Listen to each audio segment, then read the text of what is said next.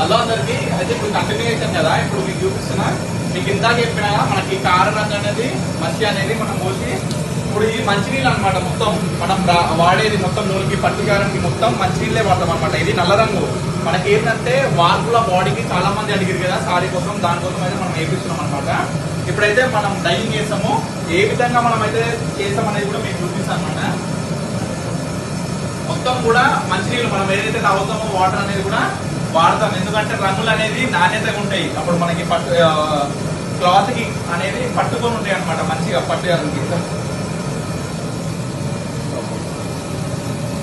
ఇప్పుడు ఈయన నరసింహ, మన నరసింహ అయితే ఇప్పుడు మన స్టోర్ లాగా ఎప్పుడు కనిపిస్తాడు అనమాట. ఇప్పుడు గుర్తించాలి, చాలా బాగా కష్టపడతాడు.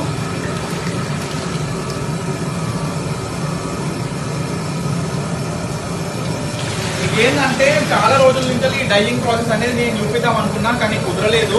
మనకేంటంటే కొన్ని వందలాది పోగులు అనేది మనం ఒకసారి జమ చేసి, మనం ఎంత మనకి పొడుగు, చీర పొడుగు ఎంత కావాలో చూసుకొని, పళ్ళు ఎంత రావాలి, బ్లౌజ్ ఎంత రావాలని మనం చూసుకొని, దాని ప్రకారం కట్లు వేసుకొని మనమైతే అవి కట్లు లబ్బర్లు అనేది మొత్తం అయితే చూడొచ్చు. మనం ఇప్పుడు పట్టుకున్నది, చేతికి పట్టుకున్నది ఇక్కడి నుంచి వీడి వరకు పళ్ళు అనేది ఒక కలర్ అద్దుతాం. ఇక్కడి నుంచి మనకి బాడీ అనేది ఇంకో కలర్ అద్దుతాం. ఇప్పుడు బాడీలో మనకు వచ్చేసరికి మనం లాస్ట్ టైం కంచిపట్టు చీరలలో బ్లాక్ శారీస్ అయితే చేపించినాం కదా, అదే విధంగా ఇప్పుడు పట్టు చీరలో చాలా మంది అడుగుతారు బ్లాక్ శారీస్, సో చేపిస్తున్నాం అనమాట.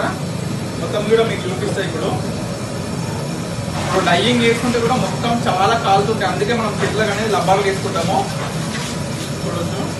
అండ్ డైయింగ్ చేసే వాళ్ళందరూ కూడా చూడొచ్చు. మీరు ఎప్పుడు చేతులు చూసుకున్నట్లయితే ఎప్పుడు ఏదో ఒకటి మరకలు ఉంటాయి, బొబ్బోట్లు వస్తాయి, మొత్తం కుండ్లు అవుతాయి చేతులకి, చాలా ఇబ్బందులు ఉంటాయి. ఇది కూడా ఏంటంటే ఒక చీర ఇప్పుడు ఒక దాంట్లో మనకి 12 చీరలు వస్తాయి, కొన్నిట్లో 6 చీరలు వస్తాయి, కొన్నిట్లో 3 చీరలు వస్తాయి.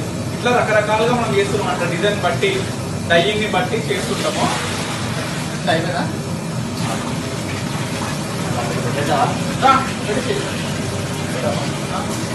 ఇప్పుడు మీ అందరికి నేను చూపిస్తున్నాను అనమాట.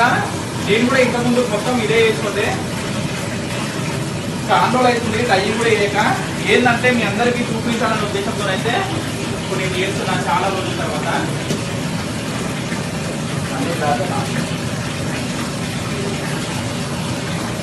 చూడొచ్చు మీరు, కాలుతో ఈ లబ్బర్లు వేసుకొని మనం దీంట్లో చేతులు అనేది వేసుకుంటాం అనమాట.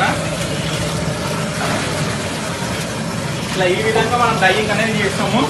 దీంట్లో మనం 20 to 25 minutes అయితే పెడతాం అనమాట. పెట్టినాక మళ్ళా ఫ్రెష్ వాటర్లో ఒక 5-6 సార్లు జాడిస్తాం.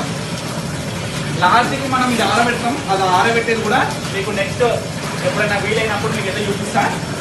ఇప్పుడు టైం అనేది మనకి మార్నింగ్ 6 అయ్యింది అనమాట.